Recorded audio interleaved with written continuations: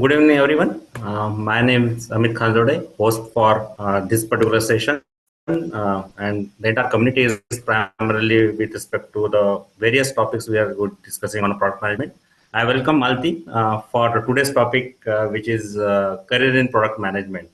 Malthi needs no introduction, but for the benefit of the community, I just wanted to introduce. She has, I think, more than 2 decades of experience in products, work with various organizations, and we will listen from her journey in terms of that. So, Malti, first question is that just explain about your professional journey till now. I think that would be very interesting. Yeah, sure. Thank you, Amit, and thank you, Tinkli, for having me here.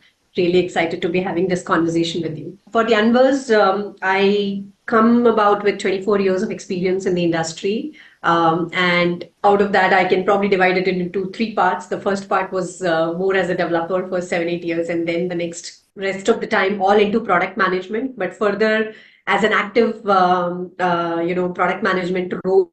I would say for about 14 years, and the last 2, 3 years has been more as a consultant. So currently I work as a fractional consultant chief product officer at a startup called as Herkey, which is basically a women community engagement platform, career community engagement platform. Beyond that, I'm also a product leadership coach. So I basically teach product management in academia, and I also do corporate training, and I also do one-on-one leadership coaching for aspiring product managers. And beyond all this, whenever I'm finding time, you can find me hosting my podcast, which is called as Level Up Broadcast, or probably spending some time at the events, speaking and chatting about product management. And beyond all this, I'm very, very passionate about the topics of diversity and inclusion. Yeah, nice to know about it. And I think we'll discuss more on the other initiatives, what you are doing it. So first question, primarily with respect to today's topic, which is career in product management, right? So India is predominantly a services dominating country to a greater extent, and we have been known for jobs, white collar jobs, primarily to providing the entire global market, right? And now, since few years, we have been talking product management as a buzzword. So, what exactly the product management means for a person like who is just starting his and looking for his career to develop? What does product manager do? Okay. So yeah, I think just stepping back a little bit, Amit, as you said, right? I mean, 25, 30 years back, since this whole IT revolution has started, I mean, India as a location has kind of moved up the value chain, right? Where we thought that we find the talent pool primarily from the engineering side of things, right? But as you said, the ecosystem has evolved, and I would also say we have actually moved up the value chain. So the idea here is that when we are in a very typical services mindset, you have a customer who comes up with a requirement, and you put in people, you put in resources in order to solve for the problem that particular company or individual is facing. That's what we call as services, right? Versus when we step back, when we think about a problem, then we are kind of looking at it that, is this problem for real? Is it an unmet need that nobody is else solving for? Because, for example, when you think about a problem, let's say building a website for, let's say, senior citizens, right? You need to understand that the nuances or the pain point felt by a senior citizen versus a similar kind of a pain point felt by a 25-year-old, the nuances are very different, right? So that means you really need to be able to get into the space of that elderly person to understand what is that they go through, right? For example, if they have to pay a bill on a website, what could be some of the challenges for an elderly person, for example, right? So when you are building a product, you are not building it for a individual, you are not building it for a company or for a set of companies. You have to kind of step back. You have to look at the larger picture, look at what is the problem statement, and spend as much time as possible in the problem statement. One of the things that I would also say is that a lot of time we try to bring in a lot of different things in a product, right? But primarily when you are starting, you need to break down the process. And that is what we call as first principles thinking, so that you are able to break down the problem into smaller segments. So coming back to the question that you asked, that when somebody is talking about building a product, it is not for a particular company, or it is not for a particular set of people, but it is for a larger thing where once you have built it, then I mean, there are, of course, a lot of exceptions and nuances for B2B versus B2C, but largely the idea is that the customer can start using it and it solves a problem for them, right? And I think in the last few years, technology has, propelled the digital products into a very different scale.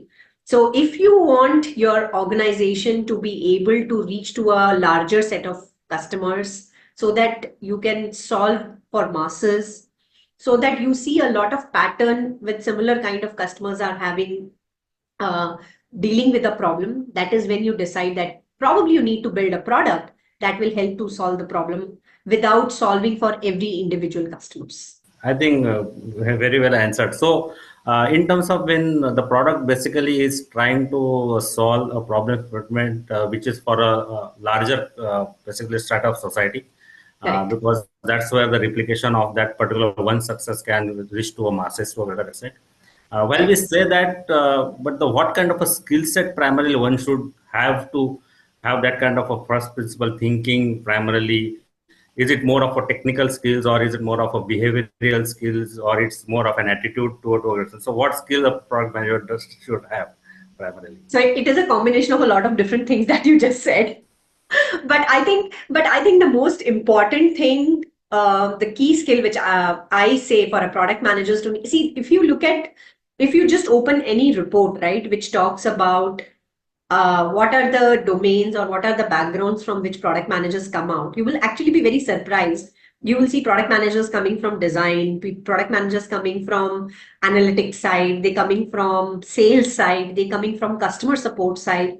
So first of all, it's typically a role which comes from a very lot of diverse backgrounds. And the reason being also is that during any product development life cycle, there are various touch points to a customers, right? So just think about it, that you bought a television, right? When you decide that you want to buy a television, you will start with a research. You'll probably go and talk to your friends. You'll probably go and look in newspaper. You'll probably go and do your Google research, go in Amazon and find out, right? So once you have done that, so that means at this point of time, the customer is already seeking information. Then you probably are going to look for, okay, what are the discounts available? What is the best deal that I can get, right? So you are going through that whole purchase life cycle. And then you kind of probably walk into a showroom to understand the look and feel of the product. And then now you have decided, okay, I'm buying X brand, X specifications. Then you go ahead and do the purchase. So then there is this whole purchase experience is there. And then there is this whole post-purchase experience. So at this point of time, when you look at it, there are a lot of different customer touch points that happens while the customer is deciding which product to buy, pre-purchase, during the purchase, and post-purchase, right? So I really cannot say that as a product manager, you need to know only what your customer wants. That is the first thing that you need to know. So coming back to the skill set that a product manager needs to have while developing developing a product, the first important thing is an attitude, a very, very passionate attitude to solve a problem, right? So problem solving is like given, right? The second thing I would say is a mindset to not give up, right? Because there are always 10 ways to solve a problem. How do you find out what is that most suitable way? You may not be always solving it the best way, but you are resilient. You are constantly learning. So that is the second aspect that you need to have. So as a product manager, I would say there are a lot of behavioral skills in terms of customer empathy, in terms of problem solving, in terms of having a analytical mind to be able to understand what customers are looking for, curiosity, constant learning. These are for me like one layer that needs to be there. Now, second thing is that we cannot forget that we are building a digital product, right? So when you are building a digital product, you are talking to your engineers, you are talking to your hardware people or whatever the product that you are building on. So you need to be able to speak the language that they understand, right? In order to be able to build a product that can actually be used by your customers. With your salespeople, you should be able to speak like that. With your engineers, you should be able to speak like that. So that means you need to have a flair for technology, right? Unless you are building a very core technical product, like let's say I'm building AWS infra, I'm building services on Microsoft Azure. then the magnanimity of the technical skills that you need to have is probably going to be 70%, right? But let's say if I'm building a like community platform product that I'm building, probably I need to be at least be able to know 30-40%. If I'm writing APIs, what does that even mean? Because if my developer is going to tell me, no, Malti, that API payload is not working, I should not be like, oh my God, what does he just say? Right? So I need to have that conversation. So definitely a flair for technology is very important. So it's a combination on a lot of different things, but I would put a layer of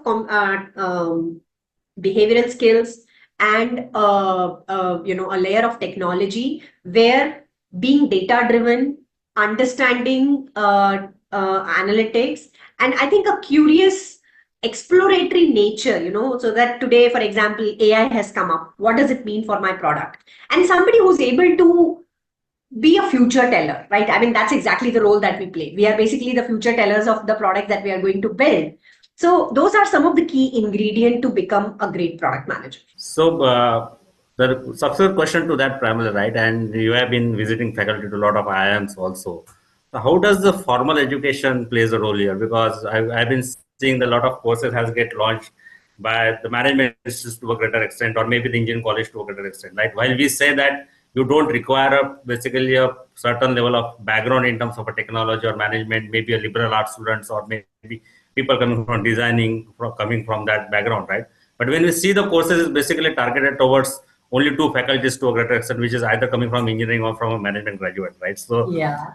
so how how does the formal education in product management plays a role here to a greater extent? Yeah. Actually, if you ask me, Amit, even till like 5 years back, right, none of the management colleges were actually even providing any kind of offerings on product management, right? My best bet would be to go to one of these elite management colleges because I find the most sharp people over there, and I get them and probably coach them for first 3 months and then they are ready. But now I think if you look at it, the scenario is changing, right? And especially thanks to the ecosystem, there is an emphasis on do it by learning, right? There are so many, I would say, accelerators, or a lot of colleges are actually setting up these experience labs, innovation labs, which helps these academia to be able to connect to the industry, where many of them are mentored, coached by industry experts to actually get a feel of what it really makes to build a product, right? So I would say definitely, it is far better today as compared to what it was 5 years back. I myself am a visiting faculty at IIM Udaipur, Masters Union, and some of the other colleges where I, teach I do workshops and all that. So I would say it is definitely getting better. But I think even today, a lot of them, especially from students, I know they have like so much to do over there. Their focus is that okay, how do I grab that job, right? It is much more about, okay, let me go through this particular book which helps me to crack the interviews, let me get the buzzwords from the course, let me just get these most popular frameworks, and I would be able to crack the interview.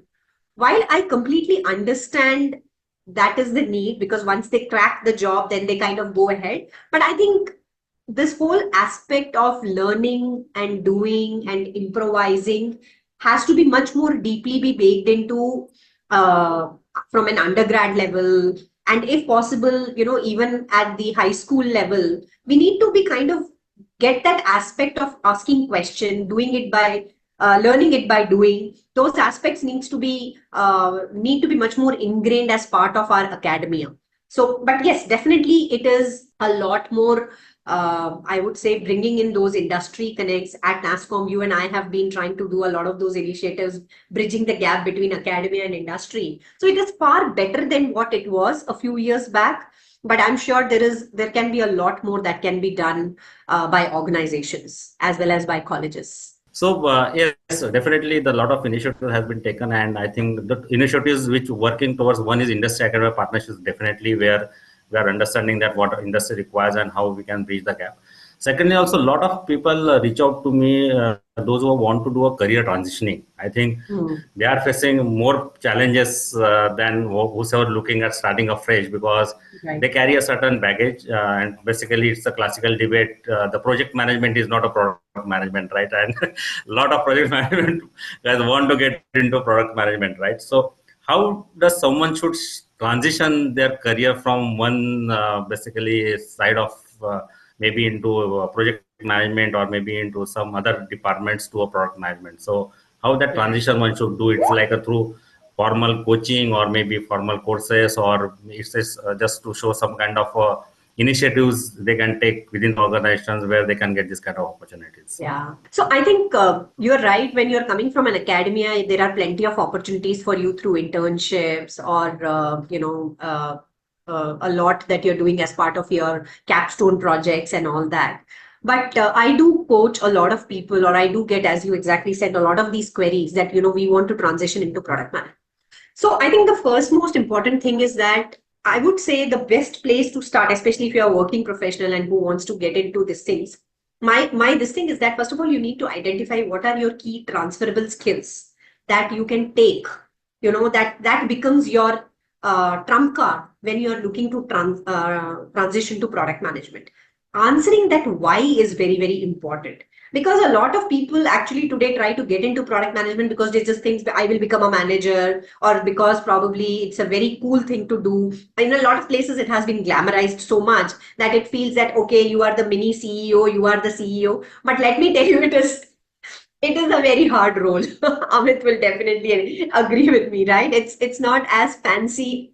It is definitely a lot satisfying role, because I'm probably that's the reason for the last 15, 16 years I continue to do what I do. But coming back to the question, I would say, first of all, you need to identify that why do you think, what are your transferable skills, what are your strengths that makes you stand out, especially now that you're trying to transition. Because let me tell you, the competition is enormous. Do you come with a strong, let's say, industry vertical background? Do you have some kind of a strong technology or a domain knowledge which gives you that edge over your peers, right? So those are some aspects to ponder over and think over the why part of it. The second thing I would say is that if you are working in an organization, my best and my advice to you would be that is the best place to start. Because in an organization where you're already working, you have already established your credibility. They already understand the way you work. So please work with your managers, with your leaders to see if there could be an opportunity that could be created. It could be through a stretch goal. It could be by shadowing somebody else who's already doing a product management role. It could be just taking up a hobby project, or it could be something as simple as that if you have a friend who have done their startups, can I or help you with something, right? So probably start with some kind of a charity product projects, right, where you can get a hands-on feel. See, always I tell people who work with me that if you want to learn product management, you got to build something, right? There is only this much that you can learn from theory. Okay, it is great to know how PMF happens, how to build an MVP, how to do design thinking, but unless you go and start building, the kind of experiences that you gain from there, the kind of muscle that you build up from there, nothing can compare sitting in a classroom and learning from there, right? So my suggestion is that if you're looking to transition, of course, doing a course would help. Talking to mentors, people who have been there on that path. Sometimes it could be, so for example, I'll take one example that I'm taking for right. Right now I'm coaching a very seasoned solution architect, but he realized a few years back that he's actually playing the role of a product manager, right? So he actually went and met his manager and he created a designation for himself. He's part of an innovation team. So he created a designation for himself as a product manager. And he told me, Malthi, I'm the first product manager with this designation in my company, right? So you need to identify those opportunities. You need to gather the trust from your leaders, because once you have done that, it becomes much more easier, right? So find a mentor, find a coach, find a course, join a community, learn, right? As one of the skills which I spoke about in the last question was that as a product manager, you have to be constantly be learning, right? Because technology, user needs, just the whole economics is changing so much every day. You need to find out how do you make that best product, which is best solving the problem in the best way for your customers, for which they are willing to pay you for, right? So those would be some of the different things, but start, if possible, start from a company where you are already working to make that transition, because moving out to a different company, looking for a job from scratch is going to be very, very hard. But the other aspect with which I would like to close this question answer is that it need not be just one hop from project management to product management, or from your current role to the product management role. You can also have hops. For example, I can probably talk about another example of one of the mentee that I was coaching, was that he was basically an engineer and he wanted to get into product management. So what he started to do was that he started actively shadowing a product analyst, right? So what happened, he kind of got a foot onto the door where he started working with the product management ops team, right? Okay, what kind of a data, how does the decision making happens with product managers, what kind of data points are they looking at, how do they design what to build, what not to build, how do they prioritize. Once he started to working more closely with the product managers, so from an engineering guy he became a product analyst, and from a product analyst he became a product manager, right? So you may not have just one hop, but if you are able to figure it out, maybe two hops, but that still leads to where you want to go, take that plunge. Yeah, very well answered.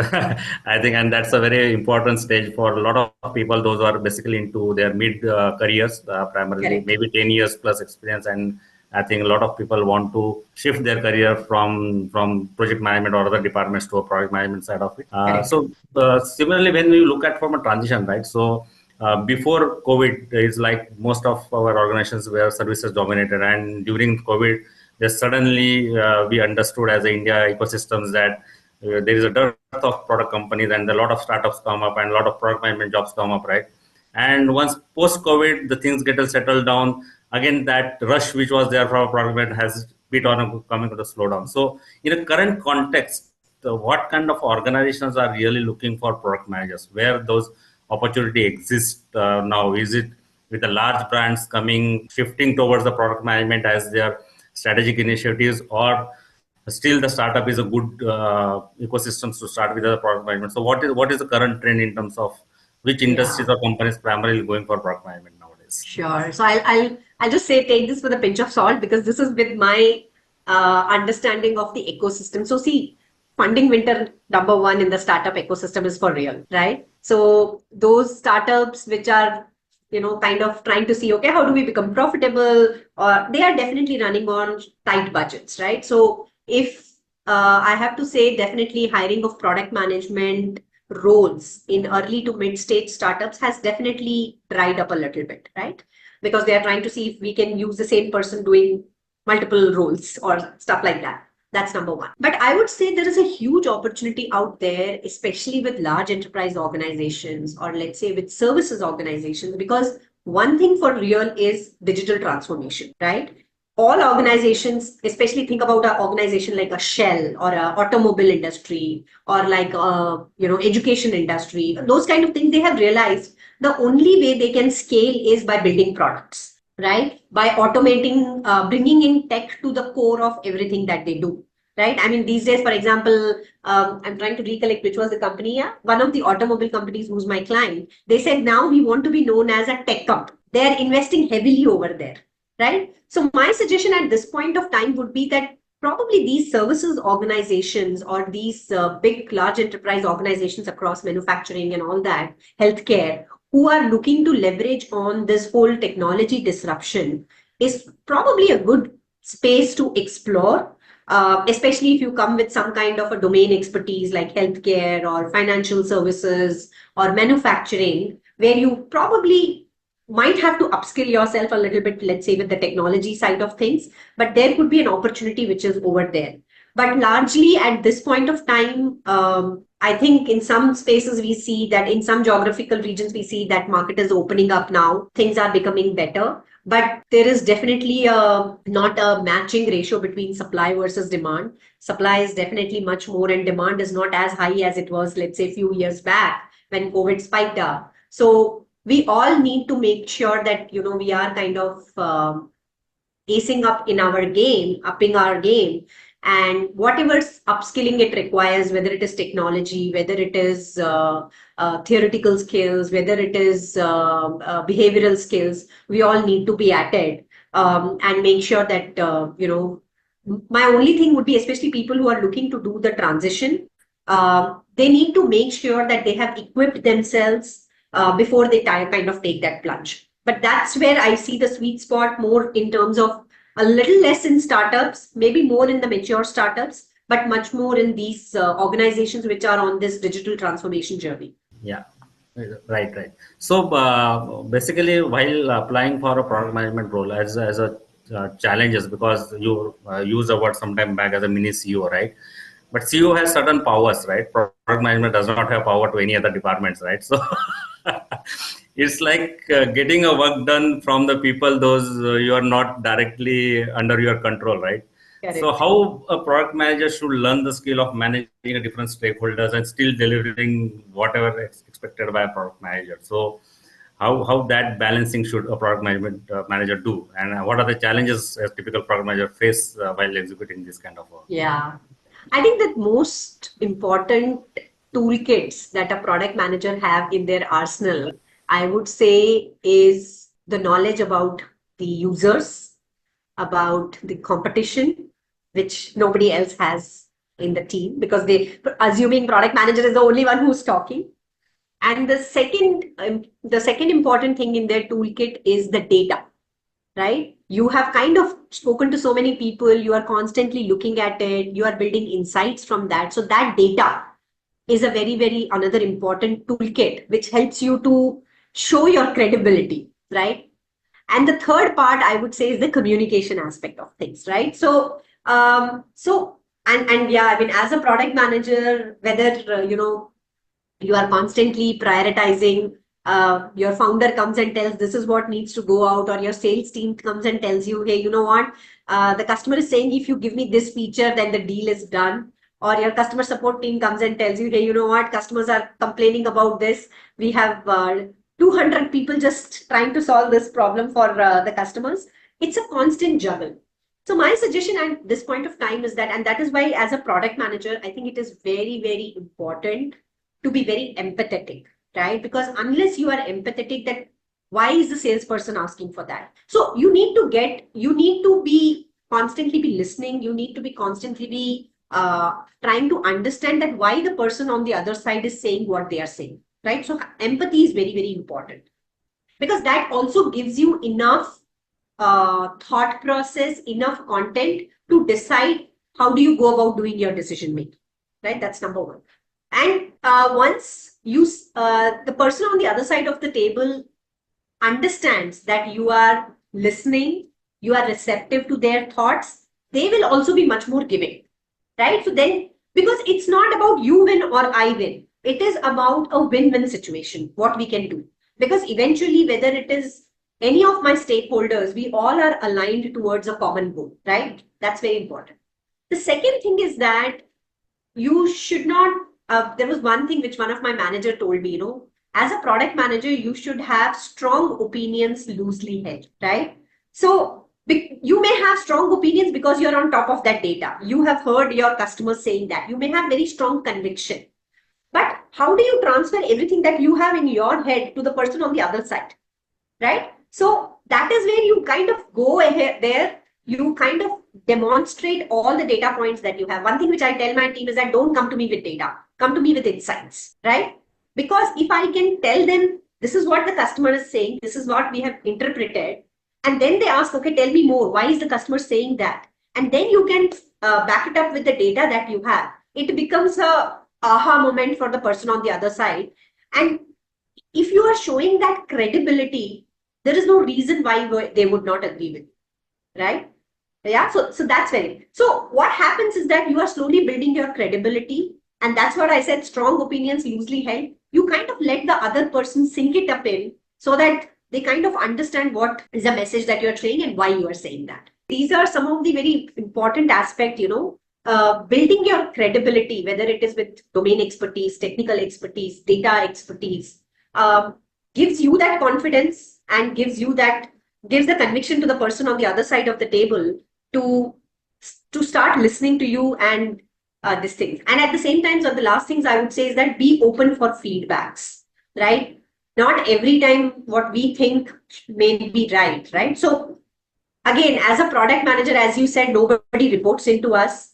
We are just facilitators who help to get the product out into the market, right? While we are responsible for, concept to go to market, we are the only person who has stayed with the product throughout, right? So in this journey, there are tons and tons of decisions that we take, and leading that with empathy and conviction is what can get us through any kind of decision making, negotiations, influencing, to do it successfully. Yeah, thanks.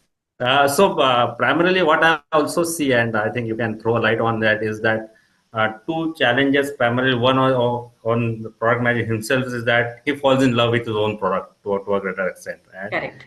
and secondly is that the ability to say to no for certain requirements in order to maintain the sanctity of the product, right? These are two different extremes of in a product management, right? And both are not good from a product management perspective when you look at from a neutral aspects to it, right? So how one should avoid to not to fall in love with his own product. It's a very hard thing, let me tell you.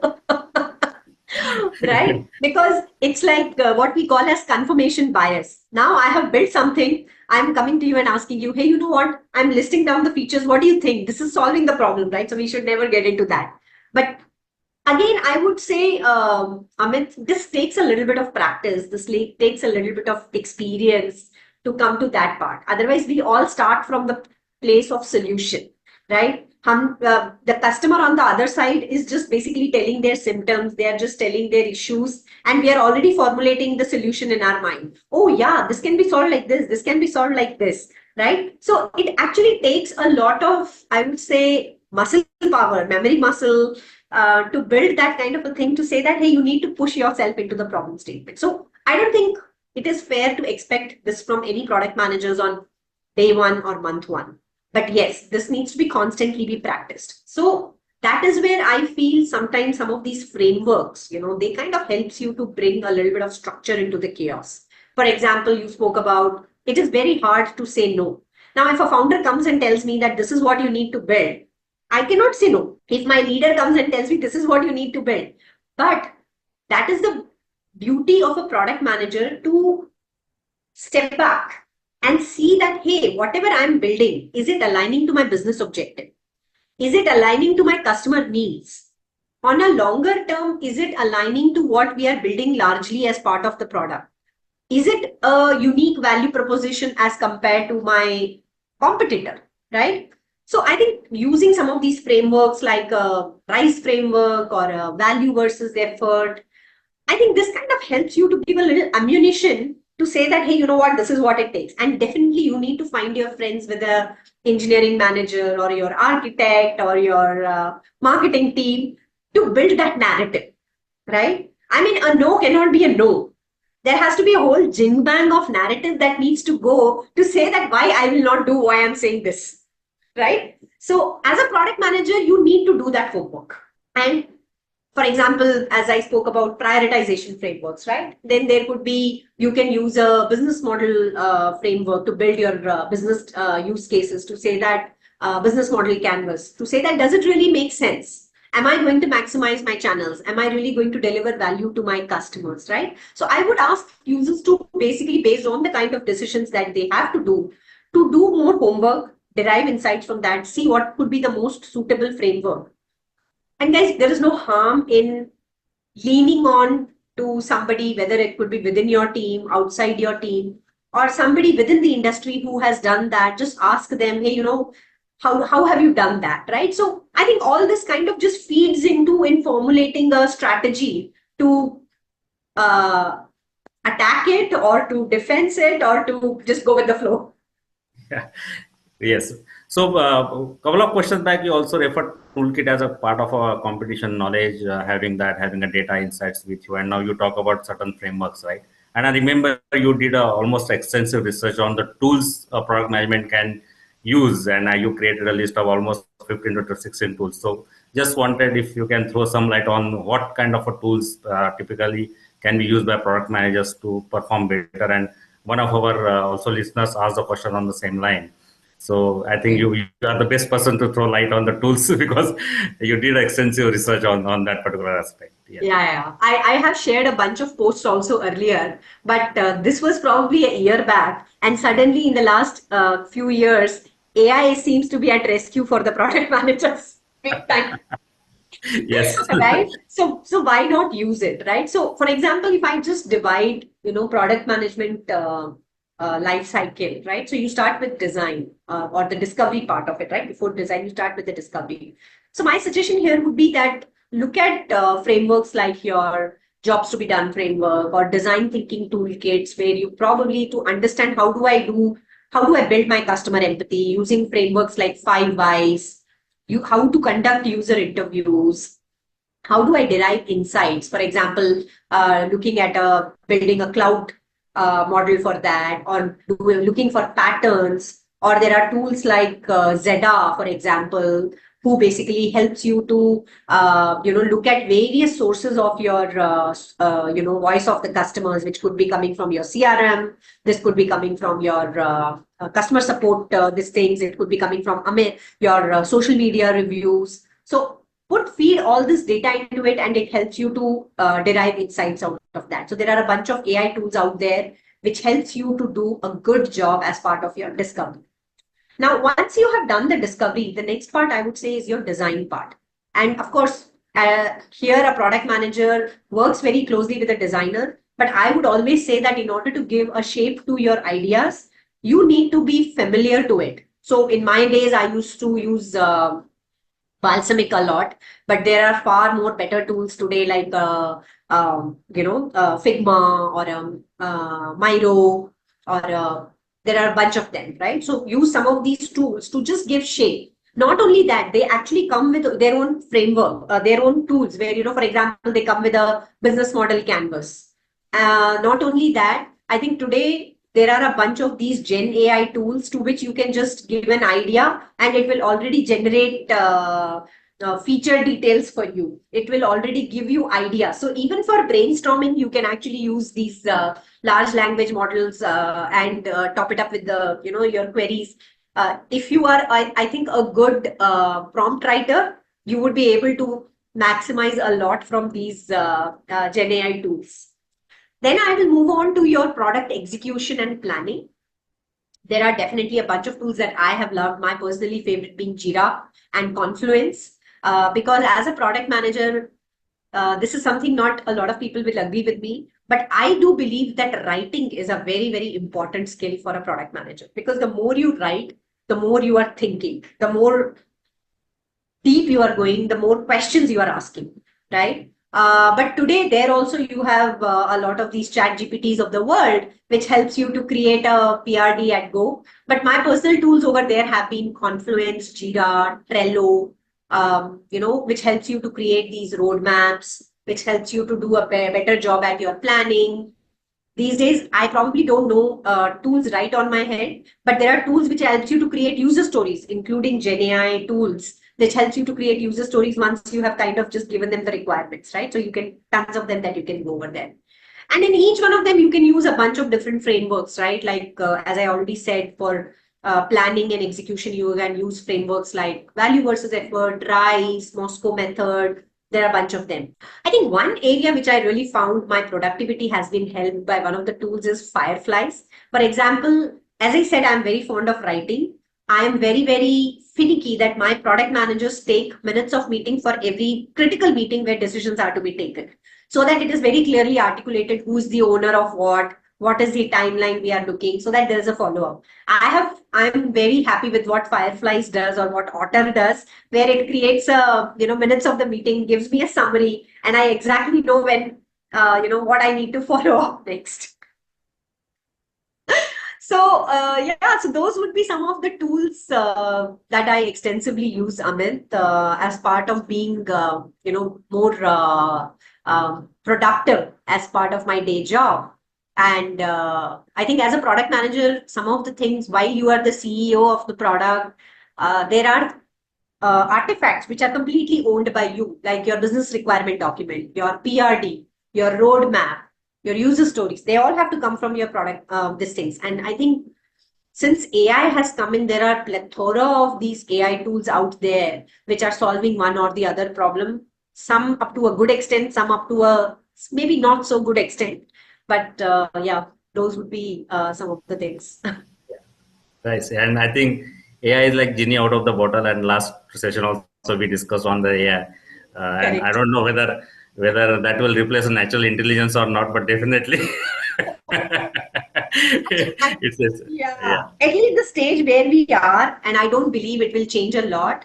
I do believe that AI is a great co-pilot for product Yeah. managers, wherein I can delegate not so valuable activities that I need to do to delegate it to the AI, and I can focus on more higher value, items and activities. So, taking forward from a career, right? So, you as a product manager, you start with in a large product company or a large product. You start with defining certain features, and then you move to different modules, and then you move to a product level, and then you move to a product portfolio, and that's how you move from maybe a assistant manager products to a manager products, and then managing the entire portfolio as a product manager, and move to a chief product officer, right? So, how does this journey typically one has to cross, and what kind of how someone should invest themselves to see this growth path from starting as a fresh into a product management from future level to increasing your vision in terms of taking to the product portfolio level where you have a multi-product company to a greater extent. So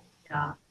I think I'll start with one of the most popular example that Sundar Pichai was the product manager for Google Maps before he became the CEO of Google, right? So, uh, product management definitely gives you a lot of opportunities to exercise leadership skills, right? The being starting from that, you are probably the mini CEO. I think I don't remember who was it, but somebody had drawn a very beautiful infographic that before you become an APM or a PM, you could be coming from a lot of diverse backgrounds, from design, sales, engineering.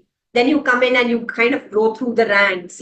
There also you could become a people manager like a GPM, or you could continue to remain in an IC role like a principal product manager. And once you have reached there, then you can decide, how do I want to grow from here? Probably I want to go into sales. Probably I want to go into general management. Probably I want to go into product marketing kind of a thing, or I want to become the, more in the CMO, CEO role. So it kind of, comes from a very diverse thing. And there is a possibility that you probably might also shift laterally because it equips you with a lot of different behavioral skills. Anyway, coming back to this, I would say that, and I'm talking about a more generalized thing, but it probably varies in different organizations. So most of the organizations have this APM or the associate product manager level as the entry level, right? And typically we will have people with a couple of years of experience from the engineering side or any other background, or probably fresh MBA grads coming at that level, right? And at this level, you are just focusing on a particular feature, a particular module. You're still learning the craft of the function. Then you move on to the product management role where you probably already have demonstrated ownership. You have delivered well within the KPIs identified. And that's when you move on to the next level, which is more like a product management. Now here, probably you go to slightly get a much more meatier role. You might be responsible for a vertical. You might be responsible for a meaty, feature within your product. And of course, depending upon where your organization stands, you might be doing the 0 to 1, you might be doing a 1 to 100, or you might just be doing maintenance. For example, most of the APMs who come into my team, the first year I would just give them maintenance. There is nothing like learning a product which is being used by millions of users, right? Building something is probably easier, but maintaining something which is being used by people and still shipping small features or big features is no easy task, right? So that's where I usually start. So then you go on to the PM role. And once you have kind of demonstrated the sense of ownership, you have delivered it, you are again demonstrating on the KPIs, then the next one is where you kind of move into the senior PM role. Now, typically from here, I would say the bifurcation starts. In many companies, a senior PM might also have a associate product manager or a product analyst reporting into them, right? So they play a dual role where they are a people manager, plus they might be having their own set of features or product for which they are responsible. Versus you might be a senior PM, but you could be an IC. So that means you are going to be much more hands-on. You do not have a pure play people management role. From there could be two variations. Either you are becoming a principal PM, which is still probably going to be a IC role, individual contributor role, or you could become a group PM. In many companies, from a senior PM, you become an associate director. I mean, there could be different nomenclature for this. But here, the idea is that you are probably responsible for more than one product. You are probably responsible for a business unit. You are probably responsible for a certain amount of revenue. You are probably going to be divided between, let's say, a growth, or you are responsible for retention, or you are responsible for just keeping the lights on, whatever it means, right? So for a different company. And typically after this is where if you choose to continue to be in this line, you could become a director of product, you could become a VP of product or a CPO, right? But there are companies where I have seen, for example, from a group PM or a director of product, you might converge technology and products, right? So now you become the single hub where you have engineering, product, design, operations reporting into you, right? So obviously your scope, your influence and power increases with every level, right? But do you want to go more technical? Do you want to go more domain? Do you want to go more, let's say, vertical? Or do you want to be in a role where you're supporting marketing very heavily, like a product marketing manager? It's a personal choice that you make. And it is also, I think, sometimes the opportunities that comes your way. So, how someone should prepare? Definitely AI is going to help to prepare the interviews, right? Because Yeah. maybe the standard answers and standard questions, everyone will look at it. So, how someone should prepare? What kind of preparation someone should, if someone is applying for these roles, how they should prepare for Yeah. it? So I think the fundamental thing starts from is that clearly understanding what does your roles and responsibility asks for. So clearly listing down what does your KPI mean and making sure that as you are working on, you are never losing sight of those things which are expected out of you, right? So this thing would be based on the roles and responsibilities and areas that you need to improvise on. What could be additional set of things that you can do in order to be able to deliver beyond that, right? So as long as you are constantly working on those aspects, I think you are on the right path. As a product manager, the only thing which I always say is that nobody is going to tell you what you need to do. You have to be this. So as a product manager, for me, probably the fastest people who have grown in my team are that who come with a very, very high sense of ownership, right? I'm not waiting for somebody to tell me what I need to do. As long as I'm able to identify an opportunity where there could be a revenue opportunity that could help me to improve my customer satisfaction score, that could help me to improve the NPS of my product. So those are the kind of things that I would look at my team to basically come up with. So you need to be, all I'm trying to say is that as a product manager, you need to be looking at 360 degree, constantly looking at what are the opportunities for you to grow, making sure that you are on the track of what is expected from you, constantly having that dialogue with your leaders to say that, hey, what else can I do? Right? And as you are growing, for example, when you are growing from a senior PM to a group product manager, let's say, you are moving from an IC role to a people management role. Believe me, it requires a brand new muscle to become a people manager, right? So you are kind of constantly investing on yourself. For example, when you move from a PM to a senior PM, your managers will suddenly expect you need to be much more strategic. Okay, what does strategic means, right? I have only done maintenance project. Now you're asking me to do a 0 to 1 product that requires a slightly different muscle, right? So constantly challenging yourself with a very high degree of ownership is something that will help them to move from one level to the other level. So now I think we are at the end of the session, but last two questions which I would like to ask is primarily, how does success look for a product manager? Basically, how one should define that he is a successful product manager? Wow, for me, I think success would be whatever I have built is actually solving a problem for my customers and customers are happy about it. Yeah, something that I see on my app rating, something I see on my reviews, and the organization is happy because this is bringing in revenue or what is, right? Anyway, that is the larger that is the larger picture. But again, I think it's a very individual aspect, because for somebody it is more about growing in their role. For somebody it is much more about just acquiring more knowledge. I have done this kind of a product. So coming for what success means, I would also say, Amit, that success in different stages of our career means different things. For some time it could be just the sheer happiness of the product, reaching from 10, seeing the product growth by 10x, 20x, personal growth in terms of working on a diverse kind of portfolio of products. Sometimes it could be much more about going much deeper into a domain expertise, developing that expertise. So it's a choice for an individual, but I think one thing that remains standard for everybody is that you need to have a growth mindset. And whether you are growing horizontally, whether you are growing vertically, there has to be a growth that has to be constant, right? And make sure that you're constantly learning, because if you're not learning, you are going to become stagnant. So, Malthi, we know you as a product leader, we know you as a mentor, we know you as a academician to a certain extent. Are we going to see soon Malthi as an author? Basically, is a maybe vertical growth or horizontal growth? I don't know. So, Oh, that has been on my radar. I'm also experimenting right now with different streams, I would say.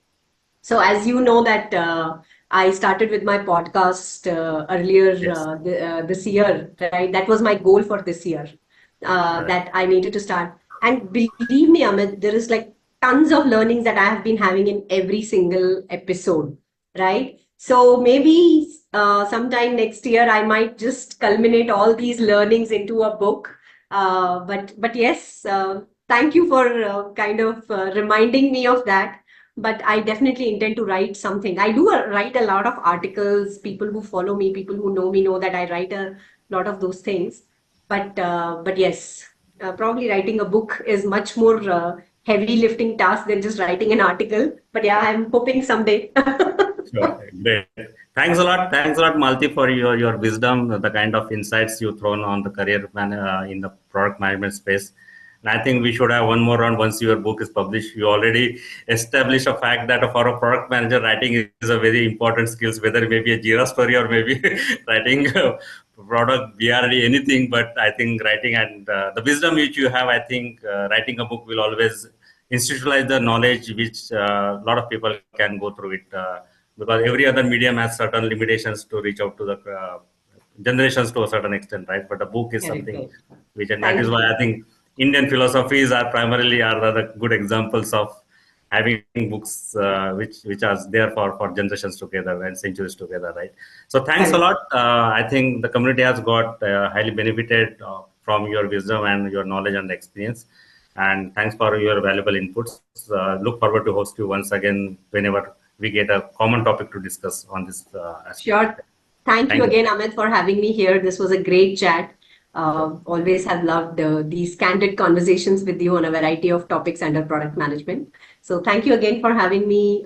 Both thanks to you and Thinkly. And yeah, Sure. Thank you. Thank you very much. Thanks a lot. yeah, bye.